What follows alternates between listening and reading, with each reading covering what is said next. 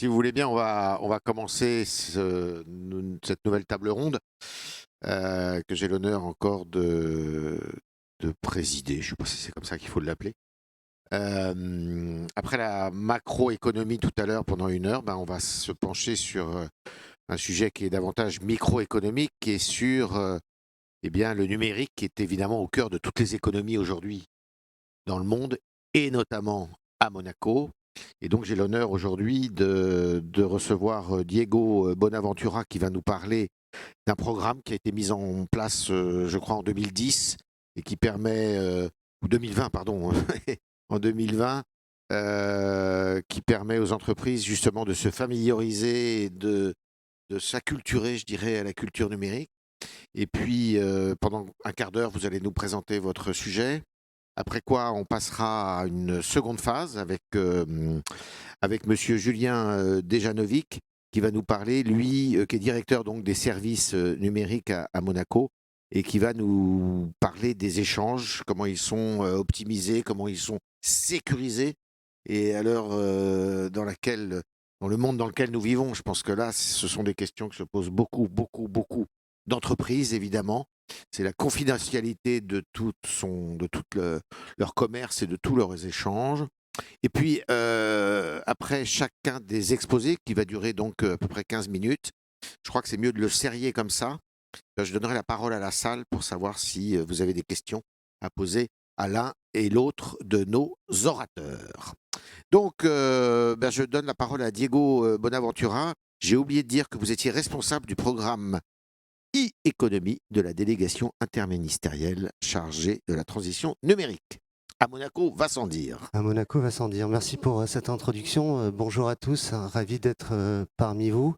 C'est un honneur d'être un panéliste sur ce très bel événement qui est le Monaco Business et qui, je rappelle, fête sa 10e édition. Donc je profite de ce moment de célébration pour vous rappeler que malgré le changement de programme, on m'a convié ce soir en dernière minute pour présenter le programme Extended Monaco dont je suis très fier et qui est porté par la délégation en effet interministérielle en charge de la transition numérique. Alors, pour commencer, je crois que c'est moi qui ai la main sur mes slides. Ce que je vous propose, c'est une présentation en 2 temps. L'idéal étant toujours de commencer par le commencement et vous expliquer le pourquoi et les objectifs de ce programme, ce qui vous permettra de mieux comprendre la deuxième partie, qui est le comment, et je vous descendrai dans ce cas l'arsenal, qui est la clé du succès de ce programme Extended Monaco Entreprise. Alors, le programme Extended Monaco Entreprise, alias EME, ou aussi connu sous l'URL eme.gouv.mc, je le répéterai souvent, est né en décembre 2020.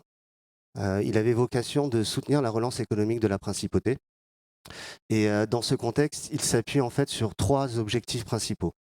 Le premier, bien entendu, c'est d'accompagner les sociétés monégasques dans leur transformation numérique et leur donner, dans un monde qui est fortement impacté par le digital, au-delà de la crise, au-delà de l'impact sanitaire qu'a eu la Covid, on connaît depuis 1995 un impact fort, on parle même de 4e révolution industrielle, et c'est une révolution qui nous impacte à tous les niveaux, dans nos comportements d'achat, dans même nos comportements sociétaux, dans notre façon d'échanger, dans notre façon de faire du commerce, et transformer ça en opportunité, ça passait forcément par le côté de donner des outils et acculturer nos entreprises monégasques pour qu'elles puissent faire face à cette transformation numérique.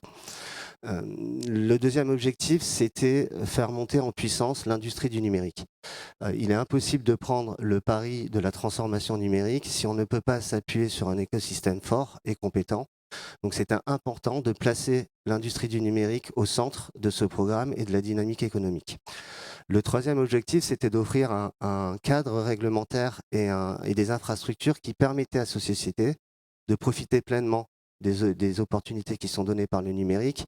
Et là, je pense notamment à la loi sur le numérique, à l'identité numérique, à la signature électronique qui sera présentée tout à l'heure, mais également des infrastructures fortes, la fibre, la 5G ou encore le Monaco Cloud, cloud souverain qui est à mon sens la dernière brique technologique qui va permettre à notre filière du numérique de devenir un secteur d'excellence et donc de répondre à l'objectif numéro 2, mais également donner un souffle nouveau à nos entreprises qui vont pouvoir se concentrer sur leur savoir-faire, se réinventer et tout ça en maîtrisant leurs coûts. Donc tout ça, c'est les objectifs. C'est des objectifs qui sont symbiotiques, ils sont simples, ils se nourrissent les uns les autres, et c'est vraiment la base du programme Extended Monaco que je vais vous présenter maintenant. Alors, le programme Extended Monaco, en fait, c'est une plateforme simple, c'est un contenant qu'on a alimenté avec des contenus et des fonctionnalités. Et le principe, le principe, c'est proposer un parcours particularisé aux entrepreneurs afin qu'ils puissent, étape par étape, réussir leur transformation numérique.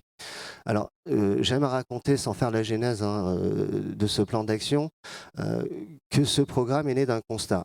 Quand on est arrivé en début d'année 2020 avec M. Genta et qu'on a réfléchi, on a décidé d'aller interroger les entreprises. On a interrogé une centaine d'entreprises sur 12 secteurs d'activité. Et en fait, on s'est rendu compte d'une chose, c'est qu'en fait, il y avait deux niveaux de maturité numérique. Il y avait un 10% de fashionistas, de gens super experts, et tout le reste, en fait, avait une maturité numérique très faible. Et tous nous disaient la même chose. J'y comprends rien. Je sais qu'il y a des opportunités, elles sont quelque part, mais j'arrive pas à les capturer. J'ai pas la compétence. Et de toute façon, j'ai pas les moyens. Donc on était en période de crise. Donc pour répondre finalement à ces irritants, à ces barrières, on a décidé de mettre en place cette plateforme qui liste tout ça et qui donc propose un parcours personnalisé donc, qui se décompose en 4 étapes. On fait un bilan. Donc l'idée, c'est de préparer ce voyage à la transformation numérique. Et pour préparer un voyage et savoir où on va, il est important de savoir d'où on part. Donc la première étape de ce programme Extended Monaco qui est proposé donc, sur eme.gouv.mc, c'est faire un autodiagnostic de maturité numérique. À partir de là, avec une intelligence artificielle, cet autodiagnostic invite donc les entrepreneurs à aller se former en fonction des réponses qu'ils ont données, leurs forces et leurs faiblesses. Et ils sont orientés sur un plateau e-learning dans lequel ils peuvent se former et s'acculturer au numérique. L'idée n'étant pas d'en faire des serial développeurs ou des experts, mais qu'ils puissent au moins comprendre quelles sont les opportunités qu'il y a derrière le digital. À partir de là, troisième service qui est proposé dans le parcours, c'est les orienter vers des experts du numérique, donc notre socle, notre écosystème d'experts de services numériques, qui peuvent répondre en fonction des besoins à un plan d'action et surtout à la mise en place d'une stratégie qui, dans la dernière partie du parcours, est financée par un dispositif qui s'appelle le Fonds Bleu et qui est doté de 20 millions d'euros et qui permet donc, une fois qu'on l'a déposé, d'obtenir non pas une subvention, mais un cofinancement du gouvernement qui s'engage à donner entre 30 et 70% de la valeur du projet, sachant que ce taux de cofinancement est décidé sur la valeur ajoutée qui va ramener le projet. Donc plus le projet va ramener potentiellement du chiffre d'affaires, donc de la création d'emplois et de la création de TVA, plus le curseur il va être haut. Important de rappeler forcément que ce dispositif n'est mis à disposition que des sociétés monégasques. Le parcours de formation, lui, est entièrement ouvert à tous les salariés de la principauté, donc on vous invite à y aller. Ce n'est pas que les entrepreneurs ou les cadres dirigeants. On insiste, pour nous, la formation, c'est au centre de la réussite d'une transformation numérique. Les outils, c'est quelque chose qu'on met en main des experts du numérique qui vont vous accompagner après avoir mis en place une stratégie et un plan d'action. Donc voilà, c'est un dispositif qui a le mérite d'exister, d'être simple, qui a eu beaucoup de succès. D'ailleurs, je vous laisse découvrir certains indicateurs ici. À aujourd'hui, après 20 mois en fait, d'exécution, c'est 800 projets qui ont été déposés dans le cadre du Fonds Bleu. C'est un peu plus de 600 projets qui ont été acceptés, donc un taux de transformation ou d'accompagnement de 75%. La valeur des projets qui ont été déposés, c'est de 42 millions d'euros. Donc c'est 42 millions d'euros qui sont réinjectés quand même directement dans l'économie, ce qui dans le cadre d'un plan de relance n'est pas négligeable à l'échelle de Monaco. Alors là, vous voyez un montant révisé de 34 millions d'euros. Alors on l'a mis volontairement. Le Fonds Bleu ne finance pas tout. Je vous donne un exemple. Quand on reçoit un dossier qui nous demande l'achat d'un iPhone 14, on considère que ce n'est pas un plan de transformation numérique. Quand on nous demande d'acheter un laptop en dehors du cadre d'un plan de télétravail, ce n'est pas pris en charge par le Fonds Bleu. Donc du coup, c'est minoré. Sur ces 34 millions, on a payé à aujourd'hui 17 millions, ce qui représente 50% de cofinancement avec une valeur moyenne aux alentours des 30 000 euros. Ce qui est intéressant de voir, c'est les indicateurs déclarés par les entreprises. En moyenne, c'est plus 12% de chiffre d'affaires incrémental qui sera amené grâce à ces plans de transformation numérique. C'est un retour sur investissement de 1 pour 8. Donc 1 euro investi dans un plan transfo, c'est 8 euros de retour. C'est non négligeable. C'est plus de 300 emplois potentiellement créés en Principauté de Monaco. Alors pas dans l'immédiat, mais bien sûr à terme. Un plan transfo, ça peut prendre du temps. C'est donc, je l'ai dit, et c'est 100% des secteurs d'activité qui ont bénéficié de ce plan de transfo et du programme Extended Monaco. Ce qui est intéressant, c'est de voir également le nombre de comptes qui ont été créés. Donc, on parlait tout à l'heure de la célébration des 10 années, des 10 éditions du Monaco Business. Il faut savoir que depuis le début de l'été, on a passé 1000 comptes créés sur la plateforme Extended Monaco Entreprise. C'est donc 1000 sociétés bénéficiaires. Pas toutes n'ont bénéficié du cofinancement, mais toutes ont bénéficié au moins du plan de formation par contre, et de l'accompagnement par un ESN. On a 150 partenaires, experts du numérique, qui sont référencés sur cette plateforme. C'est non négligeable sur un territoire de 2 km². Et plus de 2500 professionnels qui ont été formés aujourd'hui. Alors, comme les images valent 1000 mots, je vous propose quand même de voir certains témoignages et des retours par vidéo. Je crois que je dois appuyer 2 fois.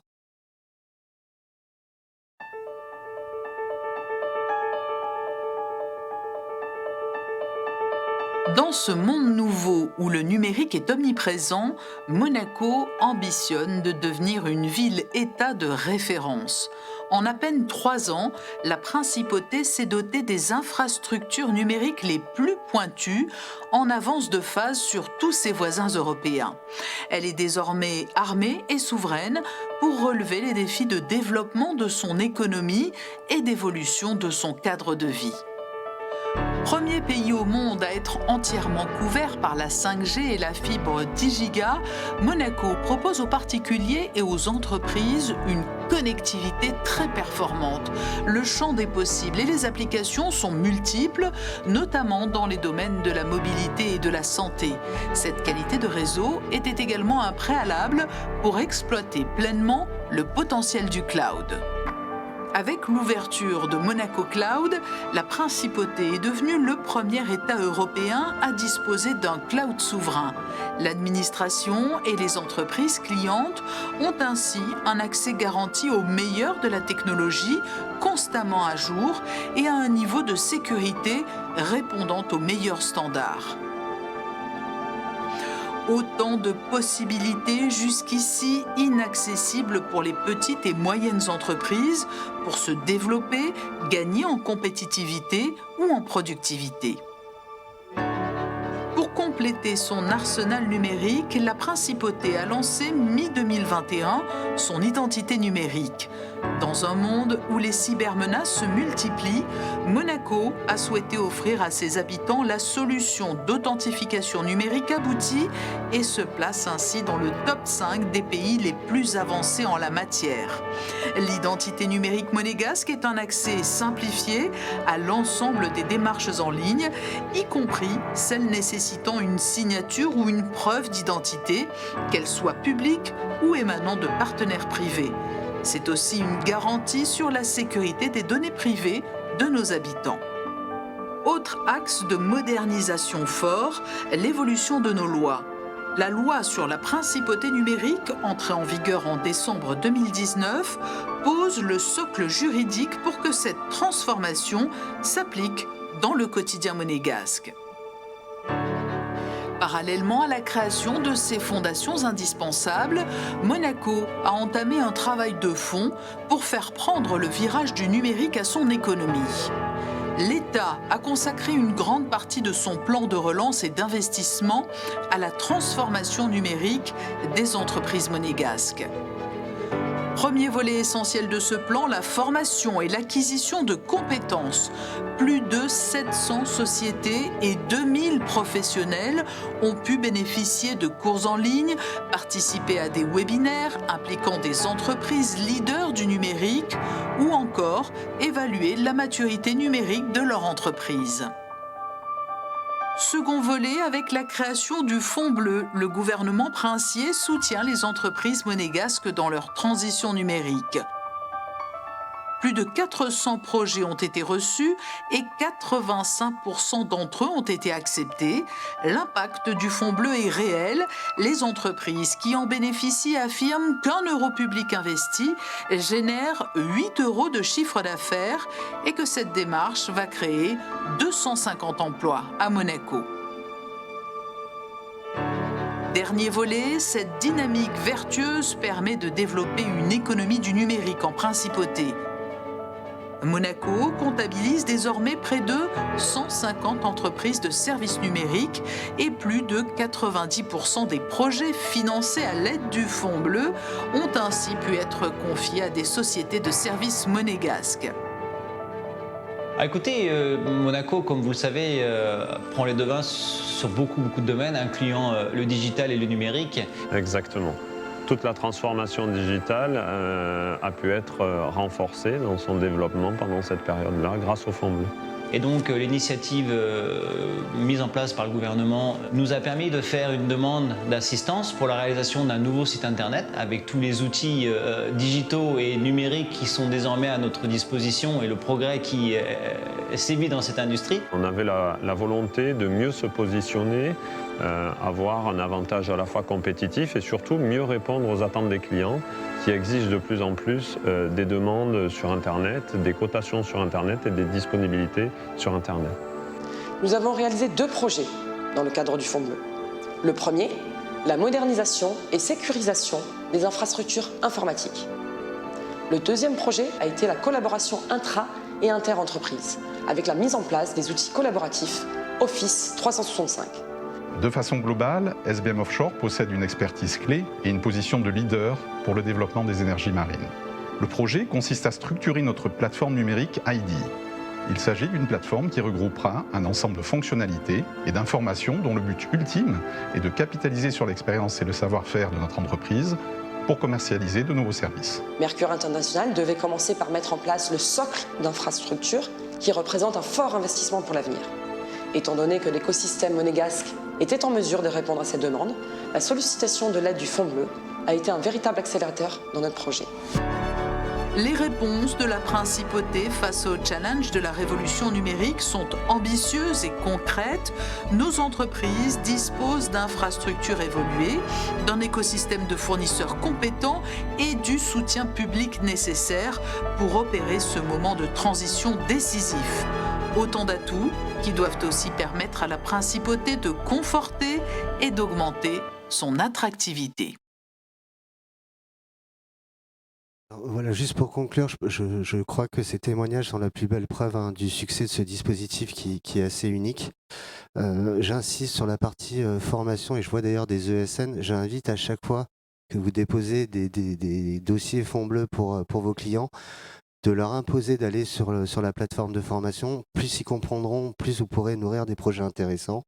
Et petite parenthèse publicitaire, vous savez qu'on fait aussi des ateliers du numérique qui sont donc des conférences qui viennent en amont de la plateforme e-learning. On en a fait 16 sur les 20 derniers mois avec des leaders de l'industrie, Google, Microsoft et autres. Le prochain rendez-vous, c'est le 27 octobre je regarde mes équipes, 17h, je crois, on n'a pas encore communiqué dessus, c'est dans le pipe. On aura Meta qui nous fera, donc anciennement Facebook, un joli cours sur le social selling. Voilà, je passe la parole et merci pour votre attention. Merci à vous, bravo. Alors, avant de vous passer toute la parole, j'ai 2 ou 3 petites questions. La première, les experts qui participent à votre programme, beaucoup sont monégasques ou vous êtes obligé d'aller chercher des experts à l'étranger? Alors non, les 150 partenaires du programme Extended Monaco, ce sont des partenaires monégasques, donc des sociétés immatriculées en principauté de Monaco, qui ont signé avec nous une charte d'engagement. C'est pas un contrat, c'est une charte d'engagement. Le programme Extended Monaco se veut être une boucle virtueuse. Donc on assiste les sociétés monégasques dans leur plan de transformation numérique et dans la mesure du possible, on leur demande de s'appuyer sur une expertise locale. À aujourd'hui, 93% des projets Fonds bleu ont été portés par des ESN locales. Il peut arriver qu'on accepte de façon très extraordinaire un projet porté par une expertise qui n'existe pas à Monaco, mais dans ce cas, il faut que le porteur de projet prouve que l'expertise n'existe pas à Monaco. Voilà. Et l'enveloppe globale, dans l'enveloppe globale qui est consacrée justement à ce programme, quelle est la part qui est assurée par l'État monégasque? Alors, c'est ce qu'on disait sur les 34 millions d'euros de projets qui nous ont été portés. Jusqu'à aujourd'hui, on a financé 17 millions, donc 50% en moyenne. Très bien. Est-ce qu'il y a des questions dans la salle sur ce volet du programme?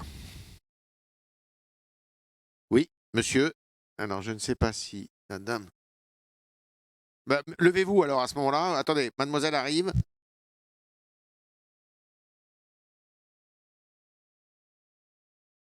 Oui, merci. Du coup, pour le fonds bleu, c'est un fonds qui a été mis en place. Là, on a les chiffres de l'année dernière. Est-ce que vous savez la vision qui est faite de Monaco? Est-ce que c'est quelque chose qui est censé durer sur les années ou est-ce que vous avez une deadline pour dire on a tant d'années de transition numérique? Alors, initialement, le fonds bleu, il est vraiment né, il a une vocation à soutenir la relance économique de la principauté, donc il se veut non périn. Cependant, au vu du succès, il y a des hauts dignitaires qui sont en train de réfléchir à une continuité de ce fonds. Quelle forme il prendra et quel sera le montant et l'enveloppe financière de ce fonds, s'il existera l'année prochaine et de façon plus pérenne, je ne peux pas vous répondre à aujourd'hui. Autre question? Pas d'autres questions? Bien, bon, bah, écoutez, on va passer à la suite, qui est une suite logique d'ailleurs. Julien Dejanovic, donc vous allez nous parler de la signature électronique, de tout ce qui concerne justement la protection des données, j'imagine, et puis l'optimisation des échanges également. Vous avez la parole. Merci beaucoup. Alors effectivement, suite à ce qui vient d'être présenté, l'idée là est de faire un focus sur un des éléments fondamentaux de la sécurisation des échanges numériques. Il n'y a pas de programme digital, on va dire, et de transformation sans une notion de sécurisation des échanges, évidemment. Et la signature électronique en est l'une des clés. Donc en fait, qu'est-ce que, vraiment une définition rapide, hein, mais la signature électronique, ce n'est pas le scan de sa signature manuscrite que l'on porte sur un document. C'est un objet technique qui s'appelle un certificat électronique et donc qui permet en fait d'apposer sur un document numérique une sorte de verrou numérique avec un certain nombre d'informations. Donc en fait, on distingue la signature électronique qui identifie le porteur de la signature de manière individuelle, et puis le cachet électronique, comme par analogie le tampon, hein, de l'entreprise, qui porte les indications de la société.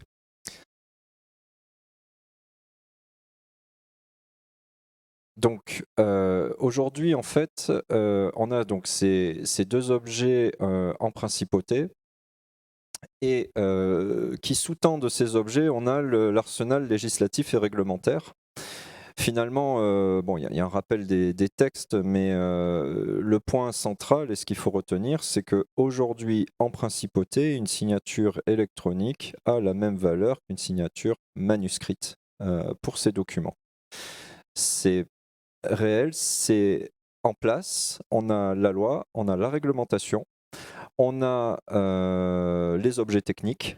Donc maintenant, une grande partie de mon travail, c'est un travail d'évangélisation pour aider notre écosystème à s'approprier ces objets-là et à vraiment passer la vitesse supérieure sur leurs projets de digitalisation et de transformation qui peuvent vraiment être en lien avec ce qu'a expliqué Diego auparavant, hein. Ça peut donner lieu à des projets intéressants et pourquoi pas financés par le Fonds bleu. Donc, je veux aussi signaler que, au-delà de la signature électronique, il y a aussi tous les textes qui sont liés à l'archivage électronique. Aujourd'hui, en principauté, on sait qu'on a un prix au mètre carré qui est assez haut. Et donc, beaucoup d'entreprises se retrouvent avec des archives papier qui cannibalisent un peu ces mètres carrés qui pourraient être utilisés pour autre chose, vu le prix. On a maintenant les textes réglementaires qui permettent de transférer ces archives papier vers des archives électroniques tout en leur conférant leur valeur probante. c'est pas un simple projet où on va scanner sur le photocopieur du couloir ces documents pour les mettre sur un serveur. C'est un projet qui est normé. On s'est inspiré des textes français, on n'a rien inventé, rien d'exotique. Il y a dans la salle des entreprises de services numériques qui sont très compétents sur le sujet et qui peuvent accompagner effectivement leurs clients dans ces projets de transformation et ainsi aller gagner des précieux mètres carrés pour en faire autre chose que d'entreposer des mètres linéaires de papier. Mais les avantages d'une signature électronique. Bon, déjà, c'est un gain de temps. Comme je le disais, j'essaie d'évangéliser sur le sujet. J'ai rencontré dernièrement la chambre patronale du bâtiment qui m'a expliqué toute la souffrance que c'était pour eux de signer des marchés. Une fois qu'ils avaient gagné et qu'ils avaient la joie d'avoir remporté un marché public, ils devaient ensuite passer un temps certain à signer les milliers de pages plans en 3 exemplaires avec donc les travaux publics. Clairement, on peut, grâce à ces objets-là, faire ça avec simplement quelques clics. Je précise, la signature électronique ne nécessite pas de parapher chaque page. En fait, on verrouille le document en entier. Le paraphe, dans le monde manuscrit, sert à s'assurer qu'on n'a pas inséré une page en fait, au milieu du contrat. Avec la signature électronique, on verrouille le document. Une fois qu'on l'a signé, on verrouille le document. Donc, en fait, on valide l'entièreté du document, d'où le gain de temps. On sécurise les échanges. Ce que je n'ai pas précisé, c'est que notre signature a été auditée. Elle est maintenant au plus haut standard en la matière. Donc, elle est qualifiée. Ça veut dire qu'on répond à toutes les normes en vigueur sur le sujet et elle va sécuriser les échanges, j'ai envie de dire davantage qu'une signature manuscrite qui peut être falsifiée. Une signature électronique, aujourd'hui en tout cas, il est impossible de la falsifier ou du moins ça sera beaucoup plus complexe que de falsifier une signature manuscrite. Les économies de papier de mètre carré, j'en ai parlé, et puis évidemment la fluidification d'une relation client. Pour échanger des documents et les signer des contrats ou des démarches. Alors, un peu de pratique. Aujourd'hui, comment une entreprise peut récupérer sa signature électronique à Monaco? Donc, l'autorité compétente sur le sujet, c'est la direction de l'expansion économique. Toute entreprise a forcément eu relation avec cette direction, au moins pour son enregistrement. Et donc, c'est l'entité qui va vous permettre en fait d'obtenir cette signature électronique. Il y a un formalisme qui peut paraître un petit peu, si ce n'est complexe, assez dense pour obtenir cette signature. Ce n'est pas exotique, ça sert justement à s'assurer que l'on garde la valeur probante de cette signature. C'est toute la chaîne de confiance qui est en jeu au moment où on réclame sa signature auprès de cette direction. Donc il y a un certain nombre de vérifications. D'un point de vue très pratique, la signature ou le cachet coûte 120 €. C'est ça, 120 € hors taxe. C'est un prix qui est inférieur à ce qu'on rencontre en France. C'est juste un prix d'amortissement des infrastructures et même en dessous de l'amortissement des infrastructures que nous avons mises en place. Elle est valable 3 ans. C'est la durée de vie nominale des certificats, des certificats associés. Une fois qu'on obtient cette signature, on peut signer autant de documents que l'on souhaite. Donc en fait, la signature, elle peut être soit individuelle, je signe un document PDF, ou alors ça peut être aussi, pour des projets plus techniques, une signature qu'on va mettre sur les serveurs et qui va servir en masse à signer ou cacheter des documents. À Monaco, on a introduit par exemple pour la dématérialisation des bulletins de salaire la notion de cachet autour de ces bulletins. Donc nous, au gouvernement princier, on a dématérialisé les bulletins de salaire et on appose un certificat électronique. Évidemment, 4500 payes, c'est un serveur qui fait le travail en conséquence.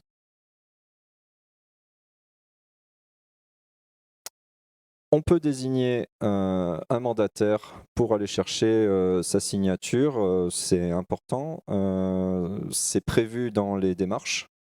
Donc ça peut être l'expert comptable, ça peut être une personne qui est dûment désignée. Donc le porteur, ce qu'on appelle le porteur de la signature, c'est-à-dire celui qui va vraiment signer, n'est pas obligé de se déplacer lui-même. Donc, j'en ai fini sur la signature électronique. En point à retenir, c'est un élément indispensable de la relation digitale et de toute transformation digitale. On a un écosystème d'entreprises de services numériques qui sont compétents, qui développent et qui ont développé des compétences en la matière. Et il tient à nous effectivement d'en parler, d'expliquer. Il est important d'avoir beaucoup de pédagogie sur le sujet car on le sent, hein, on est encore très accroché au papier. Et nous-mêmes, dans l'administration, on a un grand travail de pédagogie et d'évangélisation en interne pour justement arriver à ce niveau de maturité qui est encore une fois inscrit dans la loi et où, ce sera le mot de la fin, tout document signé de manière électronique avec notre signature a la même valeur qu'un document papier. Merci. Merci beaucoup. Bravo. Alors moi, il y a une question qui me vient tout de suite à l'esprit, c'est de savoir est-ce que cette sécurisation dont vous parlez, est-ce qu'elle est dans la moyenne standard de ce que font la plupart des pays ou est-ce qu'elle est plus sécurisée? Est-ce qu'elle a encore des progrès à faire? Dites-nous la vérité. La vérité vraie, alors, on a lancé, donc c'était indiqué dans la vidéo, on a lancé un programme d'identité numérique qui sous-tend ce programme Extended Monaco et notamment la signature. Notre identité numérique aujourd'hui, qui est disponible pour les monégasques et les résidents, elle fait partie vraiment des identités les plus avancées aujourd'hui dans le monde, pour une simple et bonne raison, c'est qu'on a réussi à conjuguer une identité numérique à l'identité régalienne. Aujourd'hui, assez peu de pays le font, il y en a quelques-uns qui le font. Par exemple, ce n'est pas encore le cas en France, ils y travaillent, mais il faut arriver on va dire, à fédérer un ensemble d'entités et ce sont des projets complexes. On a eu cette chance à Monaco, avec des circuits courts et une structure de projet transverse, d'arriver à faire ce projet en 18 mois. Donc notre identité numérique est vraiment à l'état de l'art et son corollaire, la signature électronique, on va dire, n'est ni en avance ni en retard, elle est dans les niveaux des standards aujourd'hui, des standards européens. Y a-t-il des questions dans la salle? Oui, monsieur.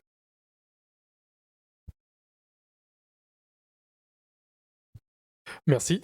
Vous parliez justement de la signature électronique qui facilite d'un côté le gain de mètres carrés à Monaco précieux pour tous les documents, les archives, etc. Et d'un autre côté aussi, j'ai l'impression que vous parliez surtout du domaine de la construction avec tous les échanges de papiers, de plans à signer. Quand il y a des intervenants qui vont être étrangers à Monaco, comment ça se passe? Est-ce que ces entreprises aussi peuvent avoir la signature électronique monégasque? Ou alors vous acceptez des signatures électroniques françaises ou d'autres pays? Oui, on accepte les signatures électroniques qualifiées. C'est-à-dire aujourd'hui, on connaît les organismes français qui délivrent des signatures électroniques au bon niveau de qualification. Et dans le cadre de la signature d'un marché entre l'État, une entreprise monégasque ou française, on pourra effectivement le faire sur une version numérique. Alors j'ai une question corollaire, est-ce que c'est susceptible, ce dispositif, d'augmenter considérablement les échanges commerciaux de la principauté avec le reste du monde? Parce que ça les facilite nécessairement. Alors, aujourd'hui, ça va forcément les faciliter parce qu'on se trouvait dans une situation où, notamment les marchés publics français maintenant sont entièrement dématérialisés. Et donc, les entreprises monégasques venaient nous voir souvent en nous disant on est en difficulté pour répondre à ces marchés. Et donc, on se devait de mettre le bon niveau d'infrastructure et les bons objets techniques pour permettre aux entreprises effectivement de signer et de poser leurs documents de manière numérique. Donc, sur ces aspects-là, oui, ça va faciliter les échanges. Et après, je dirais qu'il y a aussi d'autres considérations de contexte et notamment de réglementation entre l'Europe et Monaco qui font que ça n'est pas la seule condition pour améliorer les échanges. D'autres questions? Une conclusion chacun peut-être? Oui, avec plaisir, je vais faire une conclusion et en rebondissant sur ce qu'a dit Julien. Oui, ça va améliorer forcément les flux commerciaux. Il faut ramener ça dans un contexte que vous connaissez, hein, une conjoncture et sanitaire et qui a emmené une crise économique. Et au-delà de ça, la volonté aussi, hein, au-delà de la guerre en Ukraine, la volonté de réduire les empreintes carbone. Les gens voyagent de moins en moins. Et c'est vrai que ça facilite forcément la finalisation de certains contrats. Pour le ramener au programme Extended Monaco Entreprise, je pense que la signature électronique, il ne faut pas la voir comme un instrument unique. Il faut l'intégrer à un plan de dématérialisation, que ce soit une GED ou autre. C'est un des outils qui va permettre à une entreprise qui pense que le digital n'est pas utile, d'améliorer en fait ses flux, plutôt ses opérations répétitives. Donc la signature dans un plan de dématérialisation est d'ailleurs prise en charge par le Fonds bleu. Voilà. Julien Dejanovic. Oui, merci. Donc, une conclusion pour les entreprises de services numériques qui sont présents, continuez à nous aider à évangéliser auprès de vos clients les intérêts d'une signature électronique. On a vraiment besoin de faire monter en maturité tout notre écosystème et je nous y inclus administration, je m'y emploie. Et puis pour les autres entreprises, franchissez le pas, contactez la direction de l'expansion économique, regardez un petit peu cet objet, rapprochez-vous de vos partenaires numériques pour comprendre justement toutes les possibilités qui vont s'offrir à vous grâce à ces objets de signature électronique, que ce soit pour fluidifier certains échanges ou pour ceux qui sont concernés pour économiser des mètres carrés pour vos archives. Merci beaucoup, Diego Bonaventura, merci beaucoup. Julien Dejanovic, merci. C'était très clair. Et eh bien, à vous de jouer maintenant. Et cette journée parvient presque à sa fin, mais il y a encore une séance importante. À tout à l'heure.